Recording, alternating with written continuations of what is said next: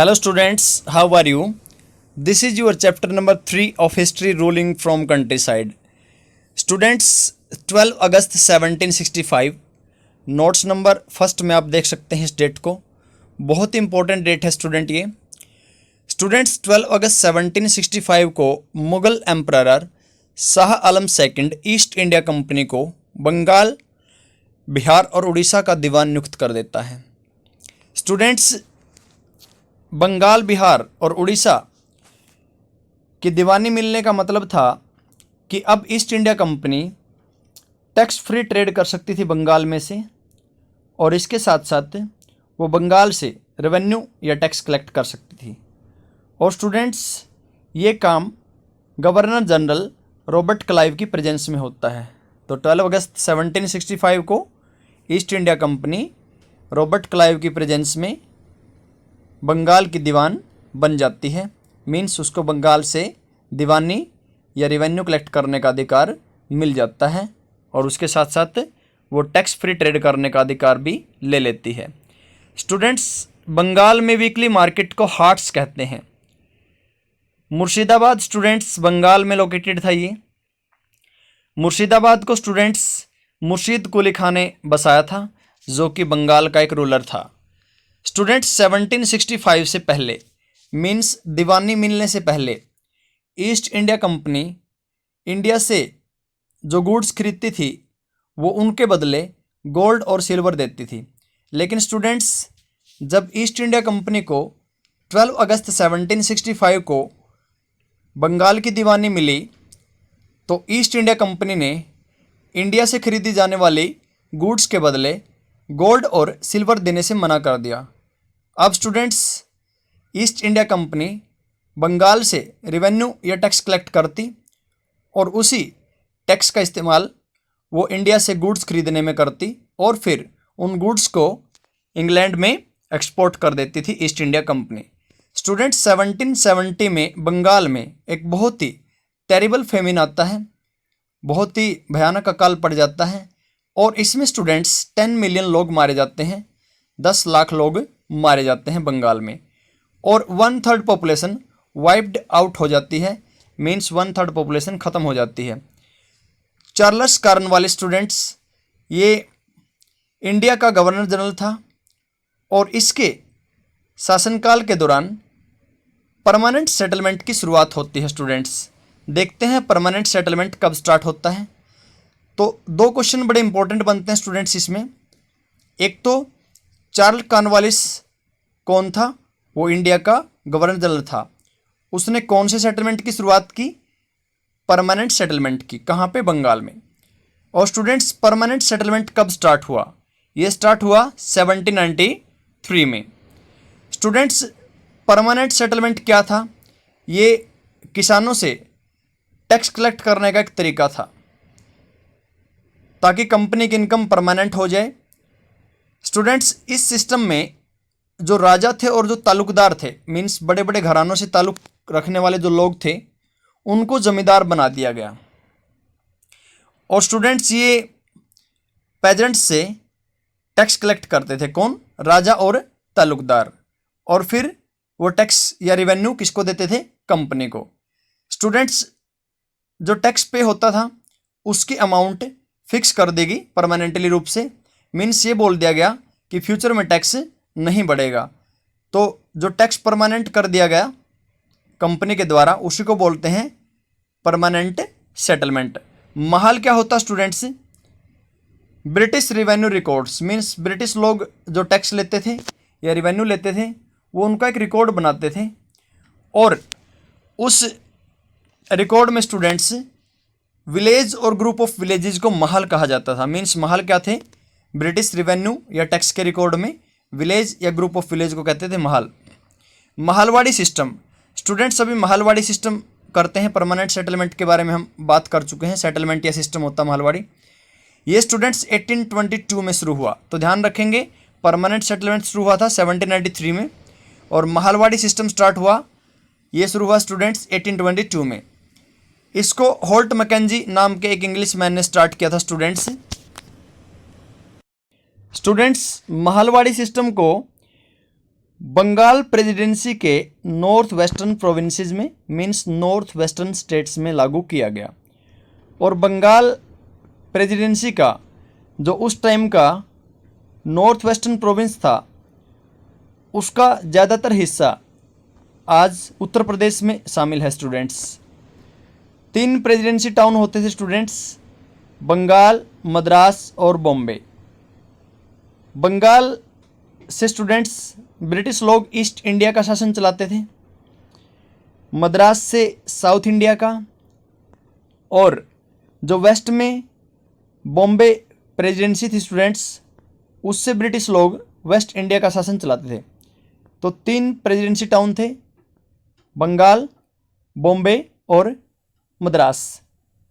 इन तीनों presidency town में students governor बैठते थे और तीनों गवर्नर्स के ऊपर जो सबसे बड़ा अधिकारी होता था वो होता था गवर्नर जनरल। महलवाड़ी सिस्टम में स्टूडेंट्स रेवेन्यू डिमांड को एक पीरियड के बाद दूसरे पीरियड तक रिवाइज किया जाता था समय समय पर, और इसमें रेवेन्यू की डिमांड फिक्स नहीं होती थी। जैसे परमानेंट सेटलमेंट में तो रेवेन्यू की जो डिमांड थी उसको फिक्स कर दिया गया। रेवेन्यू क्या होता है? टैक्स। तो टैक्स लेना फिक्स कर देगा कि टैक्स में कोई चेंज नहीं होगा फ्यूचर में भी। लेकिन महलवाड़ी सिस्टम में टैक्स की डिमांड को बार बार रिवाइज किया जाता था, कभी उसको घटा दिया जाता था, कभी उसको बढ़ा दिया जाता था, फिक्स नहीं था परमानेंट सेटलमेंट की तरह महलवाड़ी सिस्टम में रेवेन्यू का system. The charge of collecting the revenue and paying it to the company was given to the village headman rather than the zamindar. Students permanent settlement में तो जमींदार और तालुकदार टैक्स कलेक्ट करते थे, लेकिन महलवाड़ी सिस्टम में स्टूडेंट्स टैक्स कलेक्ट करने का अधिकार विलेज हेडमैन को, गांव के मुखिया को दे दिया गया। महल का मतलब क्या होता है स्टूडेंट्स? उसका मतलब होता है विलेज या ग्रुप ऑफ विलेजेस। तो इसमें महलवाड़ी सिस्टम में स्टूडेंट्स विलेज का हेडमैन या कई विलेजेस का हेडमैन टैक्स कलेक्ट करता था, और उसमें तालुकदार और जमींदार को अधिकार नहीं था टैक्स कलेक्ट करने का। मुनरो सिस्टम, अब टैक्स कलेक्ट करने का स्टूडेंट्स तीसरा सिस्टम हम पढ़ेंगे, Munro system, also known as Ryotwar और रैयतवाड़ी सिस्टम। मुनरो सिस्टम को स्टूडेंट रैयतवाड़ी सिस्टम भी कहते हैं। रैयत कौन होता है? रैयत होता है पेजेंट, किसान को बोलते थे ब्रिटिश टाइम में रैयत। तो स्टूडेंट्स देखिए ये कहाँ पे शुरू हुआ? जो साउथ इंडिया में ब्रिटिश टेरिटरी थी, मीन्स ब्रिटिश लोगों के अंडर में जो साउथ इंडिया का एरिया आता था, वहाँ पे ये मुनरो सिस्टम स्टार्ट किया गया। इसको छोटे से एक्सपेरिमेंट के रूप में स्टूडेंट्स कैप्टन अलेक्जेंडर रीड ने स्टार्ट किया था, लेकिन इस मुनरो सिस्टम को या रैयतवाड़ी सिस्टम को पूरी तरीके से डेवलप करने का जो क्रेडिट जाता है स्टूडेंट्स वो जाता है थॉमस मुनरो को। स्टार्ट किया कैप्टन अलेक्जेंडर रीड ने, लेकिन पूरी तरीके से डेवलप किया थॉमस मुनरो ने। Revenue was directly collected from the cultivators.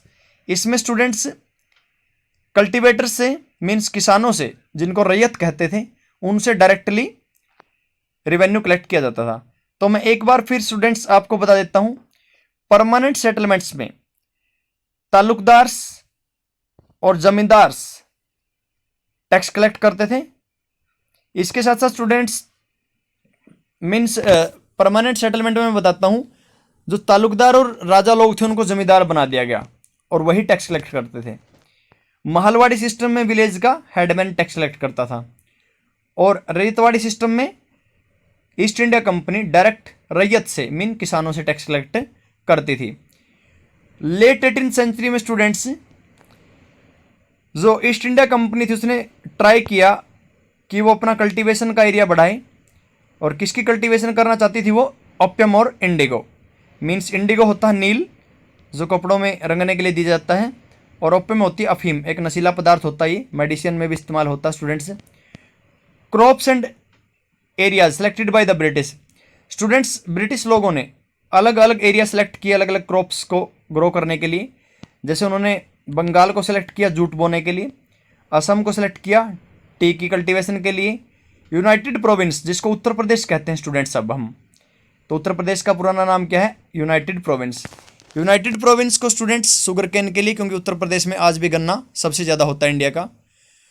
Punjab में स्टूडेंट्स वीट की खेती करवाते थे ब्रिटिश लोग, महाराष्ट्र में कॉटन, उसके साथ साथ पंजाब में भी कॉटन, और मद्रास में राइस की फसल वो उगवाते थे किसानों से।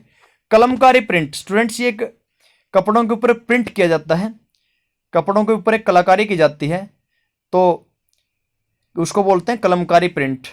तो कलमकारी ये आंध्र प्रदेश की है स्टूडेंट्स, ये एक आर्ट एंड क्राफ्ट का सिस्टम है आंध्र प्रदेश का। मीन्स आंध्र प्रदेश के जो बुनकर थे, वीवर थे, वो डिजाइन करते थे कपड़ों पे, फूलों के डिजाइन बनाते थे, उसी को कलमकारी कहते थे। तो आंध्र प्रदेश में ये फेमस था Kalamkari. Morris print, students Kalamkari जैसा ही एक दूसरा प्रिंट ये ब्रिटेन में भी था और उसको बोलते थे मोरिस प्रिंट। मोरिस प्रिंट में स्टूडेंट्स फ्लोरल कॉटन प्रिंट होते थे, मीन्स फ्लोरल होते हैं फूलों के, कॉटन के कपड़े के ऊपर है ना फूलों के जो डिज़ाइन बनाए जाते थे ब्रिटेन में, उसको बोलते थे मोरिस प्रिंट। और इसको है ना विलियम मोरिस नाम के आदमी ने डिजाइन किया था और प्रोड्यूस किया था।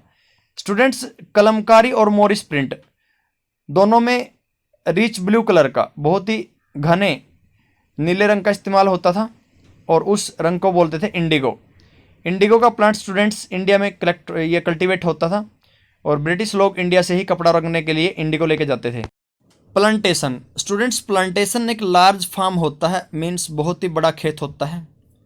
प्लांटेशन के मालिक को प्लांटर कहते हैं। और स्टूडेंट्स प्लांटेशन में फोर्स्ड लेबर, ज़बरदस्ती मज़दूरों से काम करवाया जाता है, मीन्स मज़दूरों को इंडेंटर कर लिया जाता है, कॉन्ट्रैक्ट के बेस पे हायर किया जाता है। जैसे किसी मज़दूर को 5 साल के कॉन्ट्रैक्ट के बेस पे हायर कर लिया गया तो उसको 5 साल प्लांटेशन में ही रहना होता था। He was not allowed to move freely in और आउट, उसको स्टूडेंट्स अंदर या बाहर जाने की अनुमति नहीं होती थी। प्लांटेशन में कौन कौन सी फसल उगाते थे स्टूडेंट्स ब्रिटिश लोग, और फिर उनको इंग्लैंड में भेजते थे वो, क्योंकि इंग्लैंड में ये फसलें उनकी फूड और फैक्ट्री की डिमांड को पूरा करती थी। स्टूडेंट्स प्लांटेशन से रिलेटेड फसलें थी जिनको ब्रिटिश लोग इंडिया में उगाते थे, वो थी कॉफ़ी, शुगर केन, तंबाकू, टी और कॉटन। इंडिगो की बात करते हैं स्टूडेंट्स, ये भी एक प्लांटेशन क्रॉप थी जिसको ब्रिटिश लोग इंडिया में उगवाते थे। स्टूडेंट्स ये ट्रॉपिक्स में उगने वाली फसल है। ट्रॉपिक्स होता है गर्म एरिया, जो ट्रॉपिकल एरिया है ना उसमें उगाई जाती है फसल। इसको स्टूडेंट्स 20वीं सेंचुरी में इटली, फ्रांस और ब्रिटेन के मैन्युफैक्चरर, मीन जो फैक्ट्री के मालिक थे, वो यूज करते थे किसको? इंडिगो को, क्योंकि उनकी इंडस्ट्री में कपड़ा बनता था और वो उस कपड़े को रंगने के लिए इंडिगो का, नील का इस्तेमाल करते थे। और इंडिगो स्टूडेंट्स बहुत ही रिच ब्लू कलर प्रोड्यूस करता है, घना नीला कलर कपड़े में आ जाता है जब हम उसमें नील देते हैं, इंडिगो देते हैं। French began cultivating indigo in San Domingo in the Caribbean islands, the Portuguese in Brazil, the Englishmen in Jamaica and the Spanish in Venezuela। Students अलग अलग यूरोपियन पावर वर्ल्ड की अलग अलग जगहों पे इंडिगो की फसल उगवाने लग जाती हैं। फ्रेंच लोग स्टूडेंट्स वेस्ट इंडीज़ पहुंच जाते हैं कैरिबियन आइलैंड में, ये अमेरिका का पार्ट था, अटलांटिक ओशन में आता है स्टूडेंट्स कैरिबियन आइलैंड, क्योंकि नॉर्थ अमेरिका और साउथ अमेरिका के बीच में जो जगह है पनामा, उसके ईस्ट में यहाँ से कैरिबियन आइलैंड स्टार्ट हो जाती है। तो स्टूडेंट्स फ्रेंच लोगों ने एक कैरिबियन आइलैंड थी सैन डोमिंगो, वहाँ पे इंडिगो की खेती करनी शुरू कर दी और मज़दूरों से खेती करवाते थे वो वहाँ पे। स्टूडेंट्स कैरिबियन आइलैंड की हम बात करें तो अटलांटिक ओशन में अमेरिका के जो हम मिडल में जाते हैं तो उसके ईस्ट में छोटी छोटी आइलैंड्स हैं और सैकड़ों में उनकी संख्या है, हज़ारों में। तो उन्हीं सभी आइलैंड से मिलकर के कैरिबियन आइलैंड बनी है। और सैन डोमिंगो क्या थी स्टूडेंट्स? एक कैरिबियन आइलैंड थी और यहाँ पे कौन खेती करवाते थे इंडिगो की? फ्रेंच लोग। स्टूडेंट्स पोर्चुगीज़, ये भी यूरोपियन पावर थी स्टूडेंट्स, और इंडिया में सबसे पहले आए थे पोर्चुगीज़। ये खेती करवाने के लिए ब्राज़ील भी पहुँच गए स्टूडेंट्स। ब्राज़ील साउथ अमेरिका का कंट्री है और ब्रासीलिया इसकी कैपिटल है। स्टूडेंट्स, ब्राज़ील को फुटबॉल का मक्का भी कहा जाता है। The English in Jamaica. Students, एक कैरिबियन आइलैंड थी जमैका, एक बहुत ही बड़े एथलीट रहे हैं, अब तो उन्होंने रिटायरमेंट ले ली, यूसेन बोल्ट, तो वो जमैका के ही थे। तो स्टूडेंट्स, जमैका में इंडिगो होता था और वहाँ पे इंडिगो की खेती कौन करवाते थे? English. Venezuela South America country है स्टूडेंट्स, यहाँ पे स्पेनिश लोग इंडिगो की खेती करवाते थे। The demand for Indian indigo grew by the end of the 18th century. Students, 18th century के एंड में इंडियन इंडिगो की, भारतीय नील की डिमांड बढ़ जाती है यूरोप में। While the demand for indigo increased, its existing supplies from the West Indies and America collapsed for a variety of reasons. Students, जब वेस्ट इंडीज से और अमेरिका से इंडिगो की सप्लाई बंद हो जाती है तो ब्रिटिश लोग और दूसरी यूरोपियन पावर इंडिगो के लिए इंडिया पे डिपेंड हो जाती हैं। Between 1783 and 1789 the production of Indigo in world fail by half. Students, America से जब इंडिगो आना बंद हो गया तो इंडिगो का प्रोडक्शन 1783 से 1789 के बीच में आधा रह गया पूरे वर्ल्ड में इंडिगो का प्रोडक्शन। वर्ल्ड स्टूडेंट्स, यूरोप में जब तक इंडिगो नहीं पहुंचता था तो यूरोप के जो कपड़ा मैन्युफैक्चरर होते थे, कपड़ा बनाने वाले बिजनेसमैन, वो स्टूडेंट्स वुड का इस्तेमाल करते थे। ये भी कपड़े में रंग देने के लिए यूज होता था वुड भी, और ये टेम्परेट क्लाइमेट में होता था स्टूडेंट्स। इंडिगो तो होता था ट्रॉपिकल या ट्रॉपिक्स क्लाइमेट में, लेकिन वुड होता था स्टूडेंट्स टेम्परेट क्लाइमेट में। Grown in north Italy, southern France and in parts Germany and Britain. Students, ये इटली, साउथ फ्रांस, जर्मनी और ब्रिटेन में उगाया जाता था वुड। वायलेट और ब्लू कलर इससे कपड़े में दिए जाते थे स्टूडेंट्स।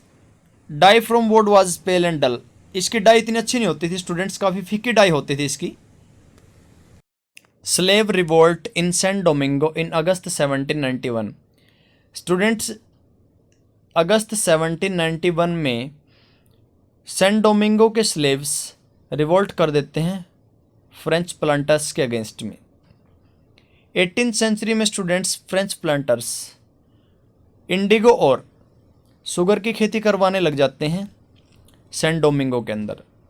और सैन डोमिंगो कहाँ पे लोकेटेड है स्टूडेंट्स? कैरिबियन आइलैंड्स में। सैन डोमिंगो ये फ्रेंच कॉलोनीज था, मींस फ्रांस के जो लोग थे या फ्रेंच थे उनके अंडर में एक एरिया था। स्टूडेंट्स, अफ्रीकन स्लेव काम करते थे इन इंडिगो और शुगर प्लांटेशंस पे, मींस फ्रेंच लोग अफ्रीका से गुलामों को लेके आते थे और उनसे इन प्लांटेशन पे खेती वो करवाते थे। लेकिन ये अफ्रीकन स्लेव स्टूडेंट्स रिबेलियन कर देते हैं, 1791 में विद्रोह कर देते हैं। इस रिबेलियन या विद्रोह के प्रेशर में आकर के फ्रांस की गवर्नमेंट स्लेवरी सिस्टम्स को एबोलिश कर देती है 1792 में अपनी सभी कॉलोनीज में से, मींस फ्रांस के अंडर में जितने भी गुलाम देश थे उन सभी गुलाम देशों में से फ्रांस की सरकार 1792 में गुलामी सिस्टम को ख़त्म कर देती है। तो स्टूडेंट्स, जैसे ही स्लेवरी सिस्टम ख़त्म हुआ फ्रेंच कॉलोनी के अंदर, इंडिगो का प्रोडक्शन नीचे गिर गया क्योंकि जितने भी स्लेव थे वो सभी आज़ाद हो गए और अब वो इंडिगो के प्लांटेशन पे खेती नहीं करते थे, और जब खेती नहीं होती थी तो प्रोडक्शन गिरना ही था। स्लेव कौन होता स्टूडेंट्स? जो आदमी दूसरे के थ्रू ओवर्ड होता है, मीन्स उसका मालिक कोई और होता है, उसको स्लेव कहते हैं। स्लेव के पास में कोई फ्रीडम नहीं होती स्टूडेंट्स, और स्लेव कंपेल्ड होता है, मजबूर होता है क्या करने के लिए? वही करने के लिए जो उसका मास्टर चाहता है, मीन्स मालिक चाहता है। 18th सेंचुरी के लास्ट डेकेड में स्टूडेंट्स, बंगाल में इंडिगो की कल्टीवेशन एक्सपेंड हो जाती है, बढ़ जाती है। 1788 में स्टूडेंट्स, इंडिया से ब्रिटेन में 30% इंडिगो जाता था, लेकिन 1810 में वो 95% हो जाता है। Two main system of indigo cultivation. Students, indigo जो नील की खेती होती थी उसके दो मेन सिस्टम थे, एक तो निज और एक आपके रैयती। तो ध्यान रखेंगे स्टूडेंट्स, ये बहुत इंपॉर्टेंट है कि इंडिगो की खेती करने के कितने सिस्टम होते थे, निज और रहती। निज कल्टीवेशन स्टूडेंट्स देखते हैं क्या होती है। Planter produce Indigo in land that he directly controlled. निज खेती के अंदर स्टूडेंट्स प्लांटर की निज मीन्स खुद की ज़मीन होती थी, ज़मीन के ऊपर कंट्रोल प्लांटर का होता था। और निज कल्टीवेशन में हार्ड लेबर किराए पे लाए गए मजदूरों से खेती करवाई जाती थी। और रैयती सिस्टम क्या था स्टूडेंट्स इंडिगो की कल्टीवेशन का। Under the Ryoti system the planter force the ryot to sign a contract an agreement satta. Students Ryoti system में प्लांटर खुद खेती नहीं करवाता था, उसका डायरेक्ट कंट्रोल नहीं होता था ज़मीन पे, वो किसानों से खेती करवाता था। और खेती करवाने के लिए वो किसानों से एक कॉन्ट्रैक्ट पे साइन करवाता था, जिस कॉन्ट्रैक्ट को सट्टा कहा जाता था, means agreement. Bigha a unit of measurement of land. Students land को मेजर करने की एक यूनिट होती है bigha. Before the British rule, British rule से पहले स्टूडेंट्स बीघा का साइज वेरिएड होता था, मीन्स अलग अलग जगहों पे बीघा का जो पैमाना था उसको मापने का पैमाना अलग अलग होता था। बंगाल में स्टूडेंट्स ब्रिटिश लोगों ने 1 एकड़ ज़मीन के 1/3 पार्ट को बीघा डिसाइड किया था, मीन्स वो 1 एकड़ ज़मीन के 1/3 पार्ट को एक बीघा मानते थे। वेट स्टूडेंट्स ये एक स्टोरेज वेजल होता है, किसी चीज़ को स्टोर करने का एक बर्तन या पात्र होता है। मार्च 1859 में स्टूडेंट्स हज़ारों रैयत मीन्स हज़ारों किसान बंगाल में इंडिगो ग्रो करने से मना कर देते हैं, मीन्स विद्रोह कर देते हैं। उनके इस विद्रोह को ब्लू रेबेलियन कहा जाता है। स्टूडेंट्स ये बहुत इंपॉर्टेंट क्वेश्चन है ब्लू रेबेलियन वाला। Gomasthas paid servant and agents of planters. Students जो इंडिगो के प्लांटर्स होते थे इंडिया में, वो अपने कुछ खास एजेंट्स को रखते थे और ये खास एजेंट स्टूडेंट्स किसानों पे प्रेशर बनाते थे और उन्हीं खास एजेंटों को स्टूडेंट्स गुमास्ता कहा जाता था। ब्रिटिश गवर्नमेंट इनको पेमेंट देती थी या प्लांटर्स इनको पेमेंट देते थे और स्टूडेंट्स ये किसानों पे निगरानी रखते थे। Synthetic die. स्टूडेंट्स जो इंडिगो था वो तो नेचुरल डाई थी, लेकिन एक सिंथेटिक डाई भी होती है जो नेचुरली रूप से प्रोड्यूस नहीं होती। सिंथेटिक डाई स्टूडेंट डिस्कवर हुई लेट 19th सेंचुरी में। स्टूडेंट्स 1917 में चंपारण के पेजेंट्स ने प्लांटर्स के खिलाफ विद्रोह कर दिया, मीन्स चंपारण के किसानों ने इंडिगो प्लांटर्स के खिलाफ, प्लांटेशंस के मालिकों के खिलाफ विद्रोह कर दिया। तो महात्मा गांधी उन किसानों का साथ देने के लिए और उनके विद्रोह में शामिल होने के लिए विजिट करते हैं चंपारण में। कब? 1917 में। In the early 18th century a French missionary Jean Baptiste Labat traveled to Caribbean islands. Students 18th century में एक French missionary Jean Baptiste Labat Caribbean island में ट्रैवल करता है। मिशनरी कौन होता है स्टूडेंट्स? जो ईसाई धर्म का या क्रिश्चियनिटी का प्रचार करता है।